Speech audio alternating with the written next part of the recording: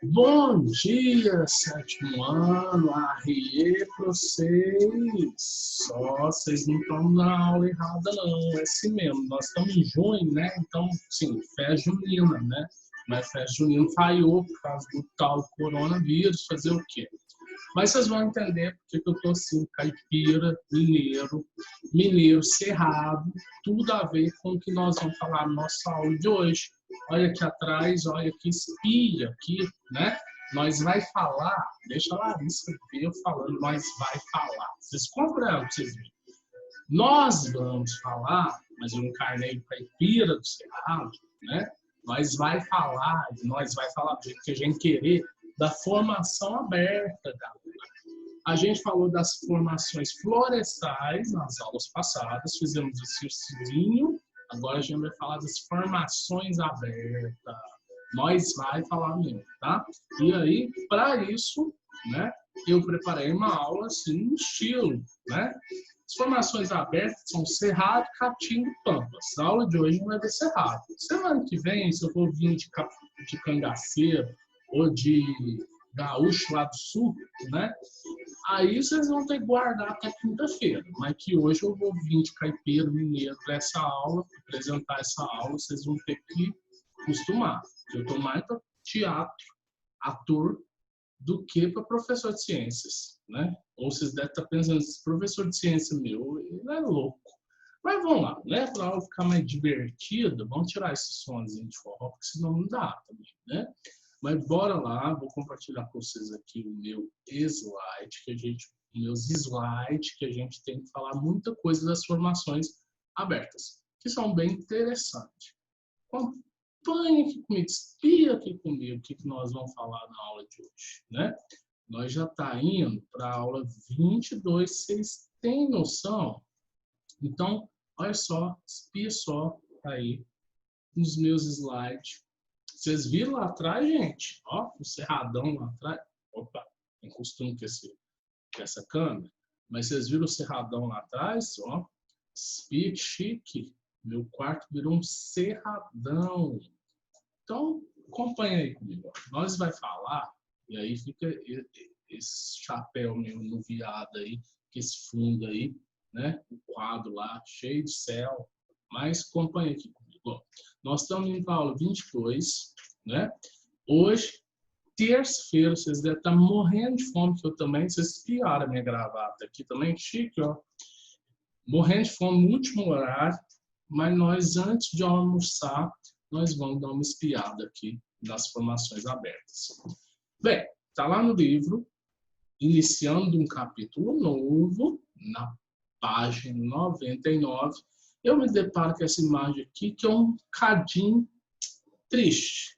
Olha só para vocês verem. De um lado, gado correndo sobre um cerrado, do outro, tudo quanto é plantação que você imaginar aqui, devastando o cerrado para poder agropecuária aí, poder reinar no cerrado. Então, a gente vai falar sobre isso. O cerrado, vocês sabiam só que ele é o segundo maior bioma brasileiro, só perde para a tarde da Amazônia, né, que ocupa o centro-oeste do Brasil, né, sudeste também, pega o Cerrado, nós, Quina, Minas Gerais, e pega todos esses estados aqui, ó. Acompanhe comigo que é muito estado. Distrito Federal, né, Goiás, Maranhão, Mato Grosso do Sul, Minas Gerais, Bahia, São Paulo, Tocantins e mais outros estados aí que tem um pouquinho de cerrado. Mas é muita coisa, por isso que ele é o segundo maior bioma brasileiro. Ele é formado de relativamente áreas planas, tipo campos, né? Então não tem muito montanha, o clima é quente, a temperatura varia de 20 a 30 graus e apresenta um inverno bastante seco e verão muito chuvoso. Então está aqui a localização do Cerrado no Brasil. Ó. Vocês veem que ele está bem no meio do Brasil, pegando praticamente todas as regiões, mas principalmente Sudeste, Centro-Oeste, um pouco do Nordeste e quase nada do Sul. Praticamente não pega o Sul. Senhores, o Cerrado é um bioma rico principalmente em grama, só que a grama é mais alta que a grama do campo, né? E usa arbustos, que são árvores de porte médio, e árvores grandes, né? tem árvores, mas não tão altas igual das florestas tropicais. As árvores apresentam folhas endurecidas, então são folhas mais grossas, e os galhos são tortos e a casca grossa. Gostar do meu torto? A casca é grossa porque ela tem uma parte dela que é morta, que protege a planta viva do fogo. Daqui a pouco nós vai falar um pouquinho sobre ela. Nós vai falar. E a Larissa não me xinga, não. Ó, a área ocupada do cerrado é muito heterogênea. O que é heterogênea? Muito diferente, né? Então, tem solo variado, tem relevo variado. Você tem área plana, mas às vezes você tem montanha. As chuvas também variam muito. Tem época que chove muito, tem época que chove pouco. Em algumas regiões do cerrado chove mais do que em outras partes do cerrado. Então, é tudo muito heterogêneo. Em virtude disso, a característica do cerrado, de acordo com a maior ou menor cobertura vegetal, recebe 3 denominações. Isso, campo limpo, né? Como é limpo, você quase não vê a árvore, e tem mais grama, mas a grama não é muito alta. Campo sujo, aí é sujo porque a grama é muito alta, né? Tem muita cobertura vegetal, tem muito cupinzeiro também. E o cerradão, que tem muita árvore alta, e muito capim também. Aqui estão as árvores, tronco retorcido lá, ó, tudo torto, né? E aqui também mostrando como são os galhos dessas árvores, tudo retorcido, a casca grossa que a gente tira aqui, né? E as raízes fundas. Ó, aí dá para ver direitinho a diferença dos 3 tipos de paisagem que a gente vê no cerrado. Campo limpo, as gramas bem mais baixas, né? Quase não vê árvore. Olha o campo sujo, tá vendo que dá realmente uma imagem limpa, uma imagem suja? Cupins, né? A gente vê árvores lá no fundo, a gente vê muita grama alta com flores e tal, que vamos dizer assim, deixa a imagem muito mais suja, entre aspas, do que essa imagem aqui que está mais limpinha. E o cerradão, árvore brotando para tudo quanto é campo, tudo quanto é canto, no caso, e grama alta também. Então, o cerradão é uma parte mais fechada do cerrado. Segue aí para nós. E como que é o solo lá, hein? O solo tem poucos nutrientes, apresenta baixa capacidade de reter água, quer dizer, a água passa tudo por ele e vai embora. Para onde que a água que infiltra no solo vai? Para os lençóis freáticos, os lençóis subterrâneos. Então, quer dizer que o solo não retém muita água. E aí ele vai lá para os reservatórios subterrâneos. Para isso, as árvores, né, tem que ter raiz funda, uma fundura para ir lá nesse lençol freático e pegar essa água que está lá. Senão, coitadas, morrem. Então, as árvores do cerrado apresentam raízes profundas. Aí o solo do cerrado, na parte mais de cima, ele é até muito compacto, muito duro. E por cima parece terrão, né? Parece, não é bem uma areia, mas é um terrão mais seco do que o solo de uma floresta, por exemplo. E as plantas, né, desse cerrado, o que tem de planta lá, o que tem de flora lá no cerrado, né? A flora do cerrado apresenta espécies usadas na indústria farmacêutica, como a arnica estranharte, passa no machucado, quando você está com carrapato que pica lá e fica coçando, aí você passa a arnica, tipo um álcool, para evitar, ela funciona como anti-inflamatória. Frutas como a gabirova, piqui, pitanga, plantas como o rabo do tucano, a douradinha, o ipê, amarelo, a carne de vaca, que é uma planta, sucupira preta. Vou mostrar tudo para vocês, essas plantas esquisitas aí que vocês nunca ouviram falar, tá? Não preocupe, não vai ter fotinho de tudo. Para confeccionar, a sucupira preta, por exemplo, é usada para fazer os cabos das facas, das panelas, né? Que é a madeira preta escura é sucupira. Altar do piqui aí, ó, que aqui nas Minas Gerais acho muito. Eu não gosto desse cheiro de piqui, nem pensar. Dá um cheiro muito forte, mas as pessoas comem com arroz, ele tem uns espinhos por dentro, pode até machucar. Tem uma flor muito bonita, né? Mas eu particularmente sou fã de piqui, não. Essa aí é a tarda-arnica, né? Que arde, como eu falei com vocês, que é usado como anti-inflamatório, né? Ela tem essa florzinha amarelinha aí, parece uma margarida, um girassol. Goiaba dá muito no cerrado, pitanga dá muito no cerrado. Essa aí é a tarda douradinha. Essa aqui é o rabo de tucano. nem sei o que chama isso, porque o rabo do tucano definitivamente não é amarelo. Essa planta aqui chama, não sei porque que ela chama carne de vaca, não me pergunta não, mas ela tem esse apelido, carne de vaca. Deve que você comer lembra carne de vaca, mas não sei. O ipê amarelo, e por incrível que pareça, isso não é ipê roxo. Isso aqui é a sucupira preta, a madeira dela é usada para fazer cabo de faca, cabo de panela, né? Muito usada a madeira. A sucupira é uma madeira muito boa, muito usada para fazer móveis. E os bichos de cerrado, né, gente? O que será que tem nesse cerrado? Entre a fauna, né? A gente tem aí a onça-pintada, o tatu-canastro, o lobo-guará, o tamanduá-bandeira, o cachorro do mato e a águia cinzenta. Vamos ver fotinho desses bichos? Aí o lobo-guará com o lobo vermelho, onívoro, come frutas, né? E come carne também. Tamanduá-bandeira, que é um bicho bonito, muito bonito. A gente tem aí o cachorro vinagre, gracinha, parece um ursinho, né?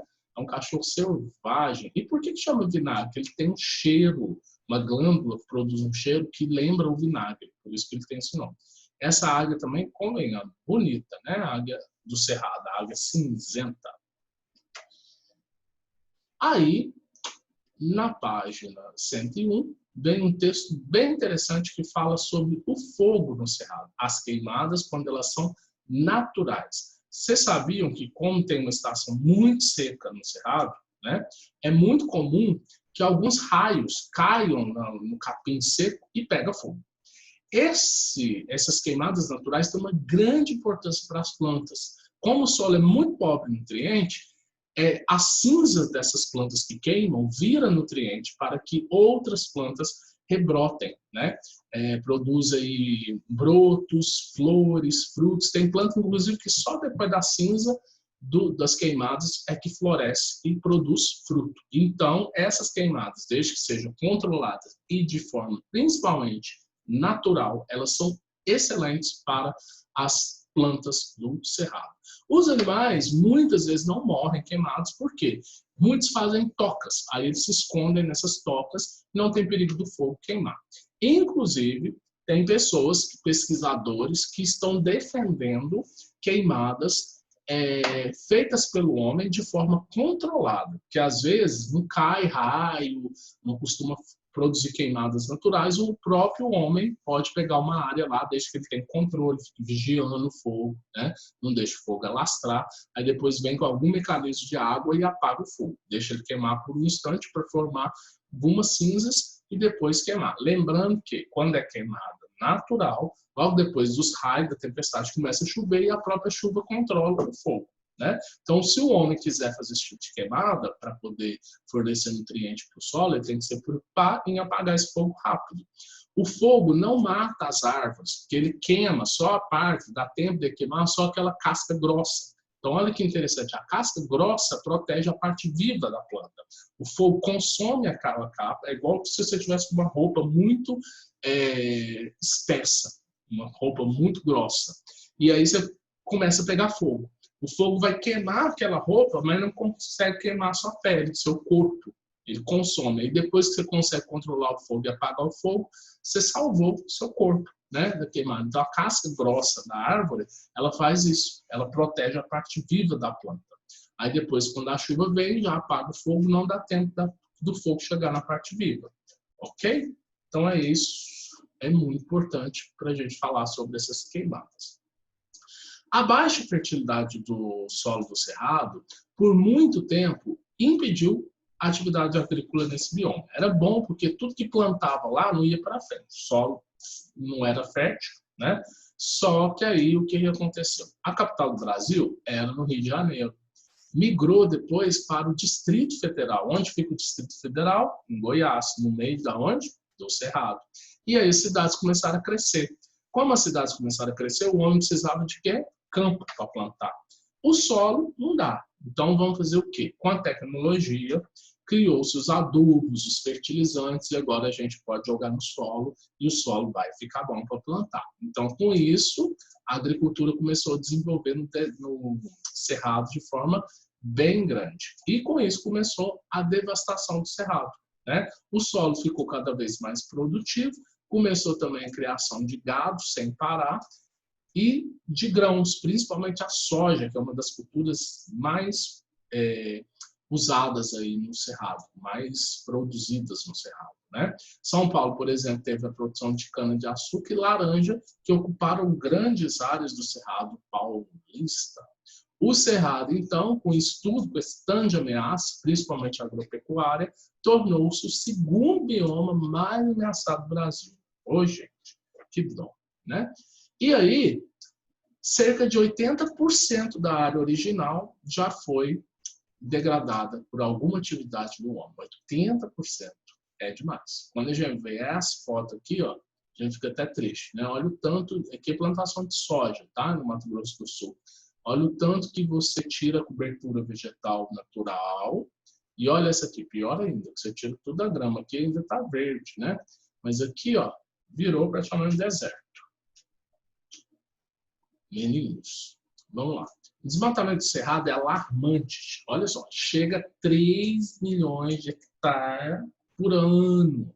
Isso quer dizer, sabe o que, galera? Cerca de 2,6 campos de futebol, quase 3 campos de futebol por minuto de área devastada, de área que passa trator, que derruba os poucos arbustos e árvores que tem. É uma coisa assustadora, né? Por minuto. De tão grave a situação, o Cerrado hoje é considerado um hotspot. O que é um hotspot? Um ponto quente, né? Se a gente for traduzir a palavra. Um ponto quente porque precisa estar ameaçado muito de impactos ambientais. Então, a gente precisa cuidar dele. No Brasil, a gente tem 2 hotspots, a Mata Atlântica e o Cerrado. Eles estão super ameaçados de extinção. Tanto é que tem essa tirinha aí bem interessante, olha só. Tem um pássaro do Cerrado, né? Que ele fala assim, ó, quem diz que Minas não tem mar? Mar de soja. Aí só plantação de soja, né? Com vocês, aí ele vai apresentar o bioma dele, onde ele vive. Com vocês, o Cerrado. Aí chega lá, tudo queimado, tudo cortado, né? Aí o pássaro pensa, quer dizer, cerrado, com S, de cortar, né? Existe a palavra cerrado com C, que é o bioma, e cerrado com S, que foi cortado, mesmo que foi cortado. Se eu falo assim, o tronco foi cerrado, esse cerrado é com S. Aí tem lá um ambientalista, uma pessoa defendendo a proteção da Amazônia, está lá com a plaquinha, salve a Amazônia, e vê uns bichos do Cerrado, salve o Cerrado também. Tipo, por que só investimento para as florestas tropicais? O Cerrado está sofrendo tanto quanto a Amazônia, né? E é essa mensagem que a gente tem aí dessa tirinha. Aqui o fogo, que não é provocado de forma natural, as queimadas também são muito ameaçadoras para o Cerrado. E aí, meninos, vamos para o próximo tópico. Lá no livro de vocês, na página 102, tem esse texto aqui falando assim, a agricultura valorizou o Cerrado? A agricultura trouxe alguma coisa de boa para o Cerrado, né? Aí o texto diz assim, a agricultura no Cerrado aumentou as áreas de produção de alimentos e uma região antes considerada pouco produtiva. No entanto, o avanço da fronteira agrícola trouxe impactos ambientais, trouxe agrotóxico, né? Veneno para o solo, enfim, para os rios também. Percebe-se que o crescimento econômico possibilitado pela exploração do Cerrado ocorreu para um pequeno grupo. Então, um pequeno grupo de pessoas detém essa área agrícola, né, enriqueceu com a produtividade do Cerrado e não foi bom para todo mundo. Então, você teve uma desigualdade social muito grande. E os impactos causados no meio ambiente do Cerrado não se compara a nada que se tenha feito de bom. Certo? Aí agora a gente vai falar de um grande problema dessa área do Cerrado, que é a erosão. A erosão é quando a gente tem um desmoronamento de solo, né? Que o solo se desgasta e ele quebra, fragmenta. Geralmente ele pode ser natural, né? Ele tem causa natural também.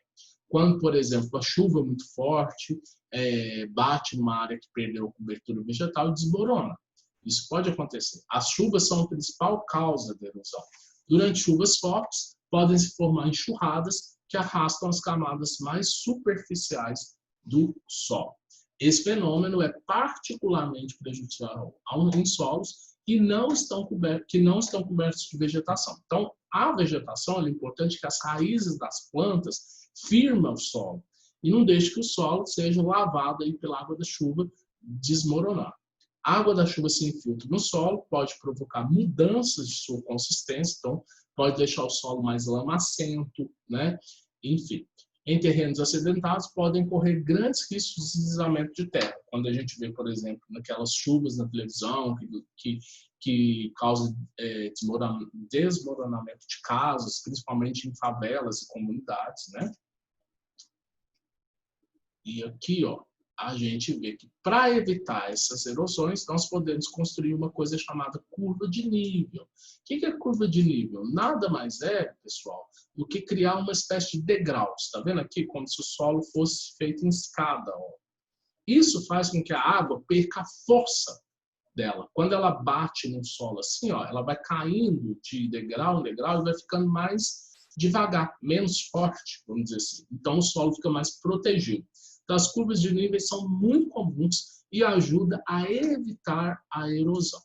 Outra grande ajuda para evitar a erosão são as matas ciliares. O que são as matas ciliares? São a vegetação que fica em torno dos rios e evita que a terra caia no rio, porque a gente pode ter um grande problema quando a terra que desmoronou de um barranco cai no rio. O que acontece? Ela entope o rio, né? Ela barra o rio. E a gente vai ver um problema chamado assoreamento. Por exemplo, aqui, ó, essa terra que caiu aqui no rio, ela fez com que o rio ficasse mais lento, né? Perdesse o fluxo de água dele. Então, aconteceu do rio assorear. O assoreamento deixa o rio mais lamacento. Então, a água que era transparente, por exemplo, ela vai ficar muito escura. Qual que é o problema disso? A luz do sol não entra tanto na água lamacenta. E as plantas aquáticas e as algas que fazem fotossíntese dentro da água, né, que faz oxigênio para a água, para os peixes, para os crustáceos que vivem lá, para a cadeia alimentar toda, não consegue mais luz para fazer fotossíntese. A água está muito barrenta. Aí o que acontece? Não entra luz, é como se fosse uma cortina na água. Como essas algas não vão conseguir mais fazer fotossíntese, o que vai acontecer com os peixes e a cadeia alimentar daquele ambiente aquático? Vai ficar toda comprometida. Os peixes começam a morrer e aí você tem desaparecimento. Inclusive, se a quantidade de terra for muito grande, pode literalmente secar o rio, né? Cai tanta terra lá que vai virar uma lama. E aí você acaba com o rio, tá? As melhores ações para evitar o assoreamento é minimizar o controle e controlar as erosões, evitar que a terra desmorone, né? E manter as matas ciliares, porque as matas ciliares, as próprias raízes da planta, firmam o solo e evita que ele desmorone. Vamos lá, que já está terminando. Olha só. Aí, meus caros, a gente está vendo nessa imagem uma tempestade de areia. A erosão também pode ser causada pelo vento, né? Erosão do solo. Quando o vento é muito forte, tem correntes de vento muito forte, levanta uma quantidade de areia, de partícula, e forma esse fenômeno que nós estamos vendo aí, ó, que é a tempestade de areia. Esse fenômeno fica evidente em tempestades de areia. Tem que proteger o zóio, né? Porque não fica até cego se vir uma tempestade de areia. A erosão pode ser intensificada pela ação humana, por exemplo, pela agricultura, que tira a cobertura vegetal do solo, né? Você passa um arado ali, tira toda a grama que cobria ali o solo e ele fica exposto à chuva. Fica muito mais fácil de desmoronar. O que nós vai fazer na próxima aula de quinta-feira? Oxente, arrie. Então, ó, na próxima aula a gente vai ver aí a Caatinga e eu vou sair daqui do Cerrado, vou lá do Nordeste, vocês me aguardam. E a gente vai ver também os campos ou pampa. Então, vocês têm noção que eu vou sair lá do Nordeste, depois vou lá pro sul do Brasil? Me aguarde também, vai ter figurino e tudo, tá? E aí, então, na próxima aula, nós conversa sobre esses dois novos biomas. Galerinha, então estamos finalizando aqui, né? Muita saudade de todo mundo. Agora eu vou curtir meu forrozinho aqui, minha quadrilha aqui. Vocês ficam aí. Aliás, vocês ficam aí não, gente. Vocês vão lá pro chat. Nós conversar um pouquinho dessa aula de hoje, que foi muito legal. Vocês aprenderam aqui o Cerrado de Minas Gerais, né? E agora a gente vai lá pro chat para a gente discutir o que vocês aprenderam. Vocês vão falar para eu aqui o que vocês aprenderam com essa aula de hoje, tá? Então nós estamos indo para lá, encontro vocês tudo lá, cambada. Até mais, um abraço aí grande para vocês.